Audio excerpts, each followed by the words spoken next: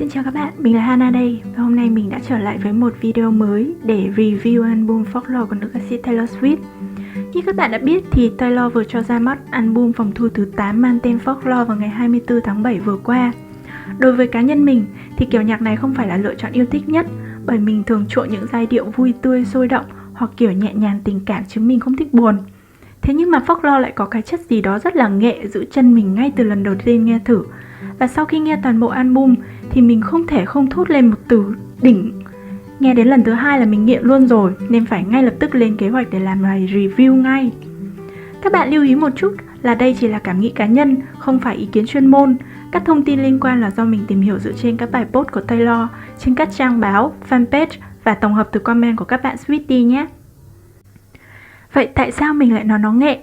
Thứ nhất là tại vì nó không theo dòng nhạc thị trường, vốn chuộng pop, R&B, EDM hay là những ca khúc có giai điệu bắt tai, dễ nhảy, dễ thuộc. Toàn bộ album đều là những bài hát rất nhẹ nhàng, chậm chậm, mang lại cảm giác buồn và sâu lắng.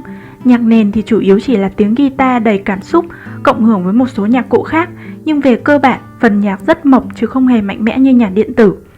Tuy có một số bài có giai điệu tươi sáng hơn, nhưng màu sắc chủ đạo của album vẫn là tông trầm lắng, dịu dàng và đượm buồn.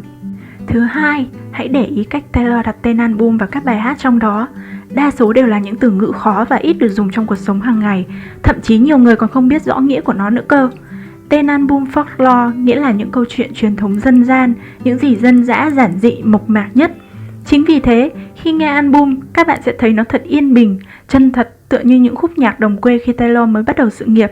Và cũng vì để thể hiện được đậm chất dân gian mộc mạc ấy thì từ tên album cho tới tên các bài hát đều không được in hoa mà được viết thường hoàn toàn.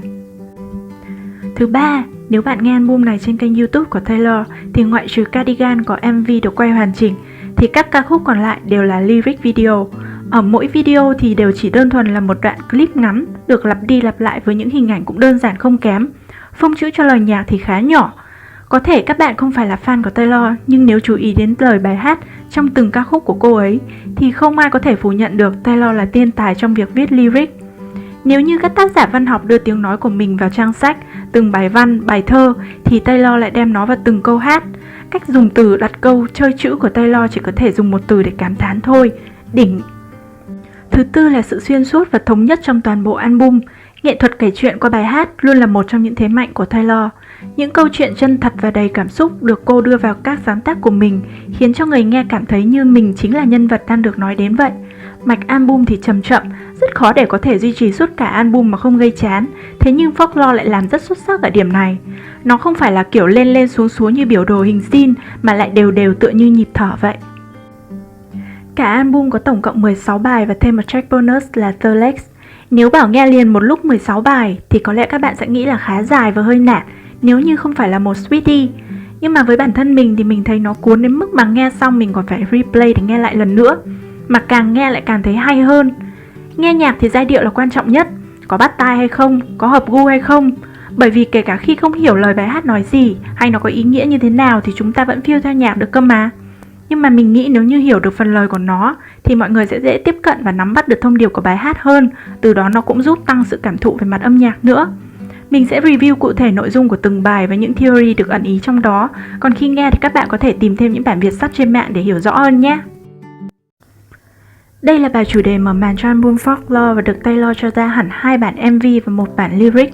Cardigan là lời bộc bạch của một cô gái về chuyện tình yêu của mình, những thăng trầm, những cảm xúc mà cô trải qua đối với chàng trai mà cô yêu. Chàng trai luôn dành thời gian của mình cho cô, luôn coi cô là một điều quý giá, là favorite của anh. Và cho dù anh ấy có mắc sai lầm, anh vẫn luôn lựa chọn trở lại bên cô. Cardigan cùng với August và Betty là một chuỗi ca khúc kể về chuyện tình tay ba của họ dưới góc nhìn của từng người trong cuộc. Mình sẽ nói rõ hơn khi đến 2 bài sau nhé. Nếu như xem MV thì còn có một số fan cho rằng một theory được gửi gắm qua bài hát, đó là sự ẩn dụ về sự nghiệp âm nhạc của Taylor thông qua những hình ảnh trong đó. Ban đầu Taylor ở trong phòng và chiếc piano dẫn cô tới một nơi phong cảnh tuyệt đẹp. Đây được ví như thời điểm bắt đầu sự nghiệp của cô. Cô gái được ưu ái với cái tên cô công chúa nhạc đồng quê. Và dần dần với tài năng bản lĩnh của mình, cô đã gặt hái được nhiều thành công rực rỡ trong âm nhạc. Chiếc piano lại mở sang một chiều không gian khác, nhưng không còn là sự đẹp đẽ và yên bình như trước nữa, mà Taylor bị đẩy ra giữa biển khơi đang lúc bão tố.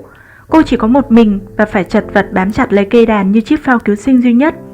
Đây là lúc mà Taylor gặp phải vô số những scandal và chỉ trích từ giới truyền thông, khiến cho cô phải tạm thời ở ẩn một khoảng thời gian khá dài, không hề có lấy một tia sáng hy vọng. Và lần này, vẫn là chiếc piano lại đưa cô trở về với căn phòng ban đầu. Cô thở phào, khoác lên mình chiếc áo cardigan ấm áp. Hình ảnh cây đàn piano xuyên suốt trong mạch MV như đại diện cho tình yêu với âm nhạc của Taylor. Cho dù có bao nhiêu chuyện xảy ra, thứ duy nhất cô níu giữ chính là âm nhạc, và nó cũng chính là động lực để cô vượt qua mọi khó khăn và trở lại mạnh mẽ hơn. Ngoài ra, Taylor cũng ẩn ý về những định kiến, những quy chuẩn của xã hội khi luôn mặc định rằng những người trẻ là người không hiểu chuyện, không biết gì hết. When you are young, they assume you know nothing. Các khúc này là sự hoài niệm về mối tình đã qua, mối tình tuổi trẻ đẹp như mơ, nồng nhiệt và đầy hạnh phúc. Họ đã cùng nhau trải nghiệm rất nhiều điều thú vị, họ đã bên nhau và tạo nên những kỷ niệm đáng nhớ ở mỗi nơi hai người đi qua. Thế nhưng cuộc tình ấy không có kết thúc đẹp. Cô chỉ có thể tự hỏi, nếu như mọi thứ diễn ra theo cách khác thì mọi chuyện sẽ như thế nào? Và rằng nếu như anh là người cuối cùng bên cô, là the one của cô, thì tình yêu ấy sẽ đẹp biết mấy. Đây là một trong những track mình siêu thích bởi vì câu chuyện nằm trong đó và cả lối kể chuyện qua bài hát này của Taylor mình cứ thấy bị đáng yêu ấy. Ca khúc này là một câu chuyện có thật kể về cuộc đời của Rebecca Hartnett. Rebecca sau khi ly dị đã kết hôn với người thừa kế của tập đoàn dầu mỏ Standard Oil và trở thành người phụ nữ giàu có nhất nước Mỹ thời bấy giờ. Rebecca và chồng đã mua một căn biệt thự ở Rhode Island và đặt tên nó là Holiday House. Căn biệt thự ấy sau này đã được chính Taylor mua lại và cô cũng đưa nó vào lời bài hát luôn. And then it was bought by me. Trong suốt cuộc đời của mình, Rebecca luôn bị soi mói, chỉ trích và áp đặt những tư tưởng định kiến chỉ vì là phụ nữ. Và điều này cũng giống như Taylor của bây giờ. Họ đều bị coi là những người phụ nữ không biết xấu hổ, chỉ biết phá hoại, cùng có hội bạn thân để đàn đúm ăn chơi, và ngay cả chuyện tình yêu của họ cũng bị đem ra bàn tán. Nó giống như Taylor mượn câu chuyện của Rebecca để nói về những bất công mà xã hội luôn áp đặt lên những người phụ nữ, trong đó có cả cô. Còn một chi tiết đáng yêu nữa là bài hát có kể về chuyện Rebecca bắt trộm con mèo nhà hàng xóm và nhuộm lông nó thành màu xanh lá. Thế nhưng có thể vì quá yêu mèo nên Taylor đã đổi luôn lyric thành nhuộm lông một em cún. Đây là track ấn tượng nhất trong cả album đối với mình. Thứ nhất là lần này không chỉ mình Taylor hát nữa mà cô song ca với cả Bon Iver. Thứ hai là vì nó quá buồn, đến cả hình ảnh trong lyric video cũng mang lại cảm giác buồn và vô vọng đến cùng cực. Exile là cuộc hội thoại của một cặp đôi sau khi mối tình của họ tan vỡ. Chàng trai vẫn dõi theo cô gái ngay cả khi cô đã có người mới. Cô gái cũng biết điều đó, thế nhưng cả hai đều hiểu mối tình của họ đã không thể cứu vãn được nữa rồi. Anh trách cô tại sao lại không nói ra để anh có thể hiểu được cô. Cô lại nói rằng cô đã đưa ra rất nhiều dấu hiệu nhưng anh chẳng hề nhận ra. Họ chia tay nhau chỉ vì không chịu lắng nghe nhau, không thấu hiểu được nhau chứ không phải vì đã hết yêu. Tông giọng trầm của Bon càng khiến cho bài hát thêm buồn. Đoạn bridge đối đáp giữa hai người thực sự khiến mình nổi da gà mỗi lần nghe luôn đấy. Track này là must listen nghe các bạn ơi. Lại là một track siêu đỉnh siêu u sầu nữa nè. Taylor nói rằng đây là bài đầu tiên cô đặt bút viết khi bắt tay vào chuẩn bị cho album lần này. Ca khúc giống như lời trách móc đầy ai oán của một người sau khi chết đi, dành cho những kẻ đã bắt nạt, hành hạ và đối xử tồi tệ với cô lúc còn sống. Vừa là sự tràn trề thất vọng khi bị chính những người mình thân thiết nhất, yêu thương nhất phản bội lại lòng tin, lại vừa là sự khinh bỉ khi những kẻ đó xuất hiện ở đám tang của mình với sự khóc tương giả tạo. Nỗi đau ấy không thể tha thứ được, và những kẻ bắt nạt kia cũng sẽ không bao giờ quên được những chuyện xấu xa mà chúng đã làm. Cat Sweetie cũng cho rằng đây là ca khúc nhắm đến Scott Borchetta, giám đốc hãng thu âm Big Machine Records, người mà Taylor đã luôn tin tưởng và yêu quý người thân, đã phản bội lại cô. Ông ta cùng với Scooter Braun tước đoạt quyền sở hữu của tất cả 6 album trước đó của Taylor, trừ Lover, và không cho phép cô hát lại những ca khúc đó. Chính vì thế trong bài hát mới có đoạn And when you can't sleep at night, you hear my stolen lullabies. Stolen Lullaby ở đây chính là ám chỉ những bài hát trong 6 album đó.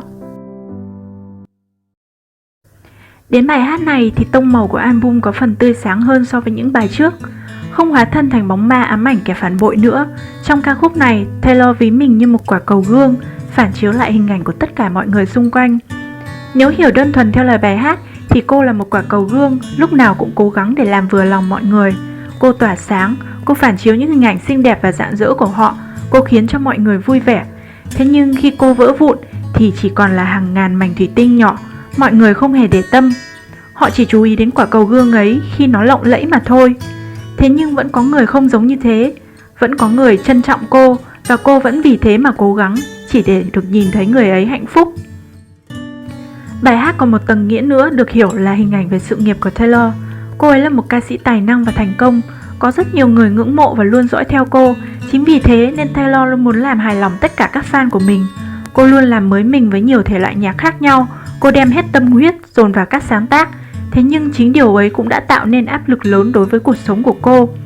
Vậy mà vẫn có những fan yêu thương Taylor chỉ vì cô là chính cô mà thôi, không phải vì những hào quang rạng ngời kia. Họ chấp nhận những thiếu sót của cô, họ khuyến khích cô tiếp tục, và cô cũng luôn nhìn vào họ để cố gắng. Seven giống như một bức thư Taylor gửi cho người bạn thơ ấu mà đến nay cô không còn nhớ mặt nữa, nhưng tình bạn của ngày ấy vẫn còn mãi đến bây giờ. Taylor nhớ về mình của những ngày bé, khi chỉ là những đứa trẻ hồn nhiên, vô tư, không phải bận tâm điều gì. Chính vì thế, giai điệu của nó không quá đượm buồn như những bài trước, mà chỉ hơi man mác buồn, mang lại cảm giác nostalgic. Lời bài hát cũng tựa như hai đứa trẻ đang trò chuyện với nhau, khi cô bé bảo với bạn rằng nhà cậu bị ám đó nên bố cậu mới hay giận dữ như thế. I think your house is haunted, your dad is always mad and that must be why. Sự thực là cô bé nhìn thấy bạn mình phải sống trong gia đình không êm ấm. Cô mong muốn bạn chuyển đến sống với mình, để không còn phải trốn trong tủ quần áo nữa, để cả hai có thể được tự do chơi đùa. Thế nhưng, sự liên tưởng so sánh non nớt kiểu trẻ con kia đã làm cho câu chuyện trở nên nhẹ nhàng hơn, bớt đi sự nặng nề khi nhắc đến vấn nạn bạo hành gia đình. Thực sự là khi nghe đến bài này mình đã khóc. Thật buồn khi tuổi thơ đáng lẽ ra phải là khoảng thời gian hạnh phúc nhất của mỗi người. Ấy thế mà vẫn có những đứa trẻ phải chịu những ám ảnh tâm lý nặng nề, mà tệ hơn nữa là nó lại đến từ chính gia đình của chúng. Taylor cũng bày tỏ mong muốn được lưu giữ những khoảnh khắc hồn nhiên thuở bé, khi mà chúng ta chưa cần phải để ý đến mọi thứ xung quanh, khi mà chúng ta có thể tự do làm mọi điều chúng ta muốn. Track này giống như một lời tâm sự của Taylor về những thất bại trong chuyện tình cảm của mình, và là lời xin lỗi gián tiếp một cách nhẹ nhàng cho những sai lầm của cô khi yêu. Cô luôn bị cuốn vào một vòng lặp mãi không có hồi kết. Cô bị giam cầm bởi chính những suy nghĩ của mình, khiến cho mọi thứ tưởng chừng như đẹp đẽ nhất cuối cùng lại biến thành điểm dừng của tất cả. Nhưng cô cũng nói rằng mình đã nỗ lực hết sức, đã cố gắng để có thể có một kết thúc tốt đẹp. Dù mọi chuyện không như mong muốn, dù cô hối hận về nhiều thứ, nhưng ít nhất cô đã cố gắng. Những mối tình vụng trộm, hiểu nôm na tên bài hát này là như thế. Ca khúc được viết theo góc nhìn của một người thứ ba, không hề lựa chọn trở thành người thứ ba. Cũng là những cảm xúc nồng nhiệt, những khát khao cháy bỏng như những cặp đôi đang yêu nhau.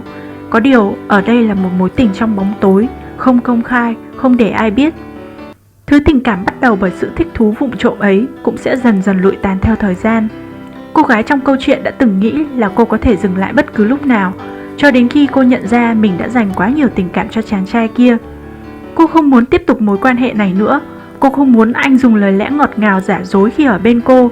Thế nhưng vì yêu anh, cho dù là cả triệu lần, cô vẫn sẽ vì anh mà khiến bản thân mình tổn thương. Khác hẳn với những bài còn lại trong album, Invisible String cũng nhẹ nhàng nhưng không hề buồn mà cực kỳ ngọt ngào.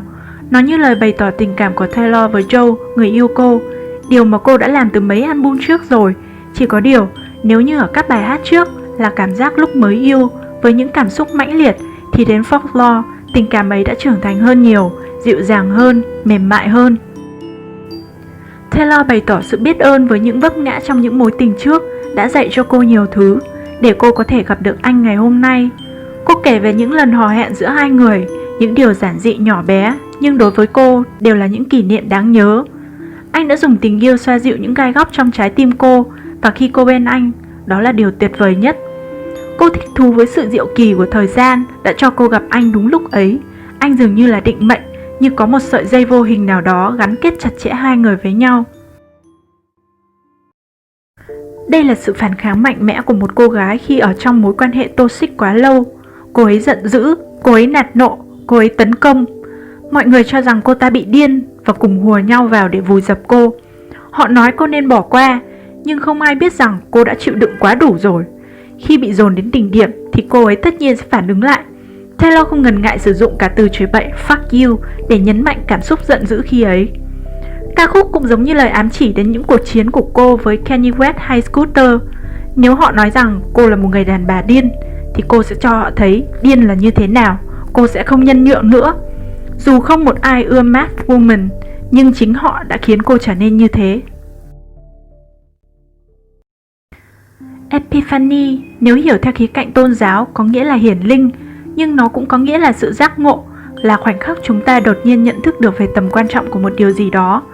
Ca khúc này được Taylor sáng tác dựa trên hồi ức có thật của người ông đã từng tham chiến trong chiến tranh thế giới thứ hai, cũng đồng thời là cuộc chiến của thế giới đối với đại dịch Covid-19 hiện nay.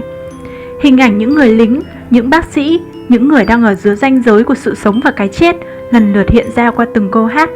Họ vẫn đang nỗ lực hết mình, vẫn đang cố gắng từng ngày vì người khác và cũng là vì chính bản thân mình. Bài hát giống như lời cảm ơn chân thành mà Taylor gửi đến những người lính, những người bác sĩ đã hy sinh hết mình để phục vụ cộng đồng. Cô động viên và khuyến khích họ hãy giữ vững niềm tin, hãy mạnh mẽ, rồi sẽ đến ngày mọi khó khăn sẽ qua, bình yên sẽ quay trở lại. Khi nghe đến bài hát này thì ngay từ những nốt nhạc đầu tiên vang lên đã khiến cho mình nổi da gà, dù chưa biết là nó nói về cái gì. Sự bi tráng của nền nhạc cùng với lyric đậm chất hiện thực đã mang đến cảm giác đúng như cái tên của nó, Epiphany. Các bạn có để ý thấy số thứ tự bị loạn không? Thực ra nó đúng là số thứ tự của từng bài trong album đấy. August là tháng 8 và nó cũng là track số 8 của Folklore. Thế nhưng mà vì một sự lạ lùng ngẫu nhiên nào đó mình bỏ sót ngay track này mà không hề nhận ra cho đến khi nghe Betty. Và trùng hợp là August và Betty lại có liên hệ với nhau thông qua chuỗi 3 ca khúc kể về một mối tình tay 3 tuổi teen cùng với Cardigan. August là câu chuyện kể về mối tình thoáng qua trong mùa hè của một cô gái với chàng trai mà cô luôn thầm yêu. Cô hạnh phúc khi nhớ lại những lúc hai người bên nhau, những kỷ niệm ngọt ngào khiến cô vẫn cứ đem hy vọng đặt vào anh. Cô không hề đòi hỏi, với cô chỉ cần nhìn thấy anh là đủ. Cô vui sướng khi anh hẹn gặp cô sẵn sàng hủy bỏ mọi kế hoạch của mình chỉ để chờ một cuộc gọi từ anh. Nhưng cô biết anh chưa từng yêu cô, và còn đau lòng hơn cả là khi cô nhận ra mình không hề đánh mất anh, vì vốn dĩ anh ấy chưa từng là của cô. 'Cause you were never mine. Các bạn còn nhớ ở Cardigan là nỗi lòng của cô gái trăn trở về chuyện tình yêu với chàng trai luôn coi cô là favorite chứ? Cô gái ấy chính là Betty, còn chàng trai là James. James cũng là chàng trai mà cô gái ở August đem lòng yêu. Mùa hè năm ấy, James đã bản vội lại Betty để đến với cô. Có thể cô gái ở August không biết James đã có bạn gái. Cô chỉ biết rằng người mà anh yêu không phải là cô. Cô cũng không hề ghen tuông hay hờn giận oán trách. Cô chỉ mong được bên anh vì cô yêu anh thật lòng. Tiết tấu của giai điệu nhanh và dồn dập cũng giống như mối tình chóng vánh chỉ diễn ra trong mùa hè giữa hai người. Mùa thu sang, James trở lại trường, chỉ còn lại mình cô ôm nỗi nhớ anh và hoài niệm về những gì đã qua. Tên bài hát là Betty nhưng đây lại là góc nhìn của James, chàng trai trong câu chuyện tình tay ba nói trên và cũng là nguyên nhân của mọi vấn đề. James yêu Betty, Betty cũng yêu James.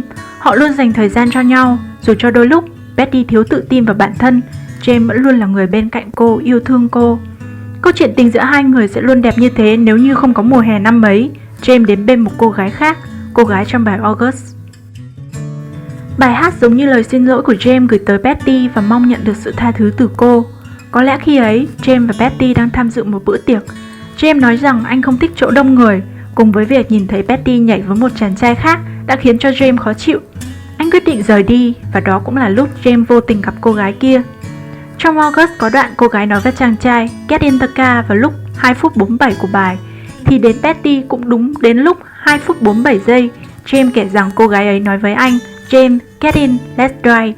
Như vậy thôi đã đủ để các bạn thấy Taylor đỉnh như thế nào chưa? Xuyên suốt bài hát là sự bồn chồn, lo lắng đến giằng xé nội tâm của James khi anh tự hỏi rằng mình có nên đến gặp Betty và liệu gặp được thì cô có tha thứ cho anh hay không, có còn yêu anh không, hay là sẽ thẳng thừng đuổi anh đi.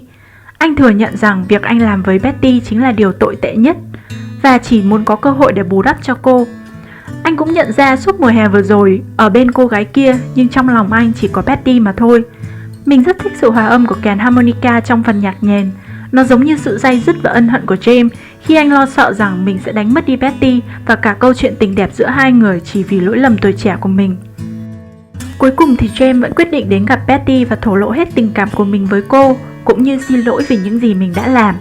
Đoạn cuối của bài hát có xuất hiện hình ảnh Betty với chiếc áo cardigan, hai người hôn nhau trong xe, dừng dưới ánh đèn đường. Đây như một sự tiếp nối câu chuyện ở lời kể của Betty trong Cardigan vậy. Có thể thấy Betty là một cô gái có suy nghĩ trưởng thành và chín chắn hơn nhiều so với James. Cô yêu anh và cũng hiểu anh. Cô biết anh sẽ quay lại bên cô sau những lầm lỡ. Trong khi James nói rằng anh chẳng biết gì vì anh chỉ mới 17 tuổi thôi. I'm only 17, I don't know anything. Thì Betty khi ấy đã biết tất cả mọi thứ. I knew everything when I was young. Đương nhiên, người đáng trách nhất ở đây là James vì anh đã làm tổn thương đến cả hai cô gái. Nhưng dù sao, James cũng đã dũng cảm đối diện với Betty để thừa nhận lỗi lầm của mình. Chỉ là anh cũng nợ cô gái kia một lời xin lỗi. Mình thấy người đáng thương nhất là cô gái trong August chứ không phải Betty. Vì dẫu sao, James vẫn luôn yêu Betty và anh đã trở về bên cô. Cũng nhờ có thử thách đó mà James mới xác định được rõ tình cảm của mình và hai người mới biết họ yêu nhau nhiều đến thế nào. Chỉ có cô gái kia, hết lòng vì James, luôn nhớ về những kỷ niệm giữa anh và cô, luôn mong mỏi được gặp anh, thì với James, cô chỉ là một chút cảm nắng thoáng qua mùa hạ. Just a summer thing. Đây là một ca khúc khác mà Taylor bày tỏ tình cảm của mình với người cô yêu, Joe. Cô yêu anh, nhưng đôi lúc lại thấy bản thân mình không xứng với anh. Cô muốn trao cho anh tất cả những gì tốt đẹp nhất cô có, trao cho anh sự tin tưởng, sẵn sàng bộc lộ những khía cạnh mềm yếu và hoang dại nhất của bản thân khi bên anh. Thậm chí, cô còn nghĩ cả đến một gia đình nhỏ với những đứa trẻ. Thế nhưng, cô sợ điều đó là không đủ, chỉ vì cô không thể mang đến cho anh sự bình yên, thứ mà cô luôn nghĩ là anh xứng đáng có được. Taylor là người nổi tiếng, cô luôn phải đối mặt với những paparazzi, những tin đồn và những đấu đá tranh giành trong giới giải trí. Mọi nhất cử nhất động của cô đều bị săm soi, nên việc cô yêu ai cũng không thể thoát khỏi sự chú ý của truyền thông. Bài hát giống như những trăn trở lo lắng của cô dành cho Joe khi anh phải cùng cô trải qua những chuyện như thế. Qua đây chúng ta có thể thấy được Taylor yêu Joe rất nhiều. Đây là track cuối cùng của album, không tính The Legs. Không còn kiểu nhẹ nhàng đơn thuần như những bài trước đó nữa, mà quay trở lại với cái vibe ban đầu, buồn bã, ảm đạm, thậm chí còn có phần u ám, đen tối và tuyệt vọng hơn. Ca khúc chính là cảm giác khi bản thân bị chính người mình tin tưởng nhất phản bội, mang đến hy vọng, rồi lại chính là người thẳng tay đâm nhát dao chí mạng vào con tim vốn đã chưa lành sẹo ấy. Dẫu biết đó là mối quan hệ toxic, dẫu biết là bản thân mình sẽ bị tổn thương và đau đớn, nhưng lại không thể buông tay, chỉ biết đứng nhìn mọi thứ sụp đổ và vụn vỡ ngay trước mắt. Mình thấy đây là track buồn nhất trong cả album vì nó mang lại cảm giác tuyệt vọng đến cùng cực, là sự đau đớn đến mức không còn cảm thấy gì nữa. Horse khép lại folklore như một dư âm day dứt, ám ảnh tựa như câu chuyện với cái kết buồn đang dang dở.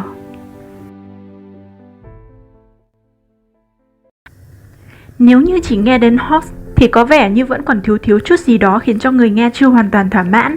Có lẽ vì nó buồn quá, mà một câu chuyện có cái kết bi thảm sẽ khiến người ta ấn tượng nhưng không dám nghe lần nữa. Chính vì thế mà có sự xuất hiện của The Legs. The Legs êm đềm, dịu dàng, thơ mộng tựa như những thước phim điện ảnh của nhiều thập niên trước. Từ vựng được Taylor dùng để viết lời cho bài hát này thì đúng là khiến người nghe muốn xỉu, vì nếu không tra được từ điển thì không thể hiểu được nghĩa của nó. Ca từ trau chuốt, mềm mại, đậm chất thơ, giống như Taylor đang hát trên nền nhạc với những câu thơ do chính tay cô viết nên vậy. Cô thổ lộ về ước muốn được bên cạnh người mình yêu, trốn tránh khỏi mọi thứ, những tay săn tin, những kẻ phản bội. Dù cô phải trải qua đau khổ, dù cô lặng lẽ trốn đi để khóc, hay là một mình tìm nơi ẩn nấp, cô vẫn sẽ đi cùng với anh, người mà cô luôn coi là my muse. Có thể nói, The Legs là một cái kết hoàn hảo, trọn vẹn và đầy tính nghệ thuật cho câu chuyện mà Taylor mang đến qua folklore, nhẹ nhàng khép lại một tuyệt phẩm, một kiệt tác âm nhạc của thời đại. Để đánh giá một cách khách quan nhất thì mình vẫn thấy album này xứng đáng nằm trong playlist của mọi người. Cái vibe chill, dịu dàng, hơi điệu buồn của nó cực kỳ thích hợp để nghe vào lúc cuối hạ chuyển sang thu, đặc biệt là trong những ngày mưa như thế này. Thậm chí là nếu nghe lúc đi ngủ cũng là một lựa chọn không tồi đâu. Hãy thử nhắm mắt lại, thả lòng tâm trí, để cho giai điệu của bài hát dẫn dắt. Bạn sẽ thấy như mùa hè đang trôi qua chậm chậm trước mắt, dần nhường chỗ cho cái se lạnh của mùa thu. Nếu như các bạn đang tìm kiếm một list nhạc nhẹ nhàng, sâu lắng, giàu cảm xúc thì hãy tìm nghe ngay Folklore của Taylor Swift thôi nào. Đó là những cảm nhận của mình sau khi nghe xong album Folklore của Taylor Swift. Còn các bạn thì sao? Hãy nói cho mình biết suy nghĩ của các bạn bằng cách comment ở bên dưới nhé. Đừng quên like, share, subscribe cho channel của mình. Hẹn gặp lại các bạn trong những video tiếp theo. Bye bye!